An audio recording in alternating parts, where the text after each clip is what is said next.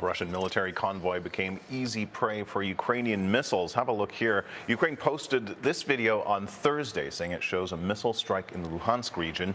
The footage also shows secondary explosions, suggesting the Russian vehicles carried ammunition that blew up. A short time ago, pro-Russian officials accused Ukraine of missile attacks elsewhere in the region, claiming 6 people were killed and 10 others injured. In the south, there's similar accusations about an alleged Ukrainian attack on a river crossing in the city of Kherson. 2 people were reportedly killed and 10 others wounded in the missile strike. Russia is conducting a mass evacuation of civilians there as Ukrainian troops advance in the region. Meanwhile, Ukraine is asking allies for help with its power infrastructure after Russian strikes knocked out up to 40% of it in recent days. On Thursday, President Zelensky told the European Council that those attacks are also aimed at Europe. Listen to this. Russia is also provoking a new wave of migration of Ukrainians to EU countries. Russian terror against our energy facilities is aimed at creating as many electricity and heat problems as possible for Ukraine this fall and winter, and for as many Ukrainians as possible to go to your countries. In the U.S., the White House and the Pentagon now say that Iranian personnel have been in Crimea helping Russia's drone operations in Ukraine.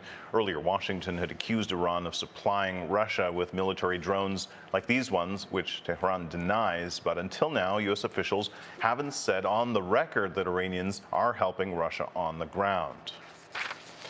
Well, riding a horse, playing ice hockey, taking a dive in a submarine, all PR moments designed to show Russian President Vladimir Putin as a man in charge. But now Putin has put on another show to bolster that image. As Brian Todd reports, that PR exercise is custom made for the war in Ukraine. A made-for-TV moment, Putin style. The Russian president makes a personal, hands-on show of force, firing a sniper rifle while at a Russian military base. This video just released by the Russian Defense Ministry.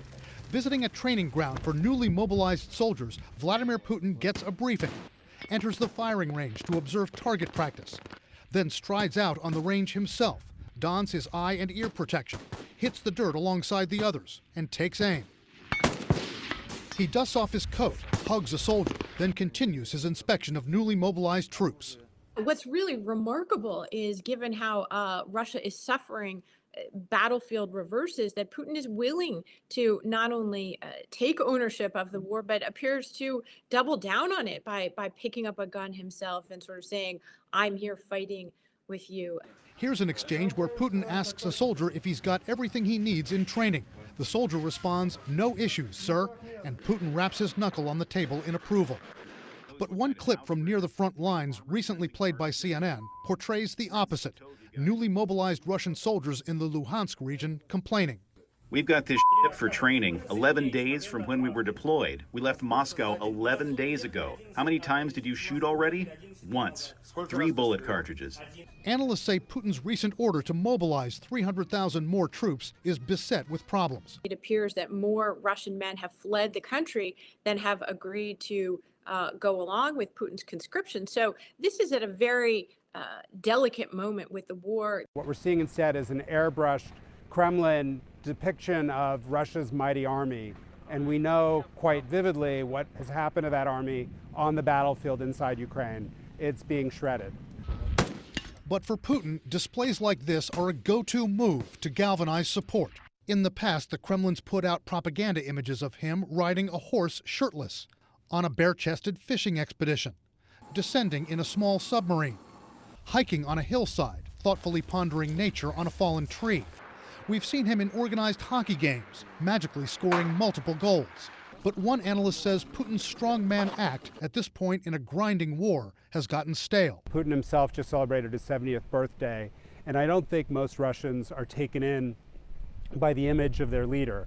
I think they are scared of the horribleness of the war in Ukraine. They're worried about their family members being sucked into it. Part of the irony of Vladimir Putin managing his image and his messaging on the war so carefully, observers say, is that there have been complaints from Russian families that the Russian government hasn't always been very good about giving information to the relatives of Russian soldiers that their sons have been killed or wounded in the war. Some families complaining that they've had to get that information from social media, word of mouth, or other means. Brian Todd, CNN, Washington. Optimizing energy now provides energy for the future. Complete solutions working in complete harmony. Welcome to the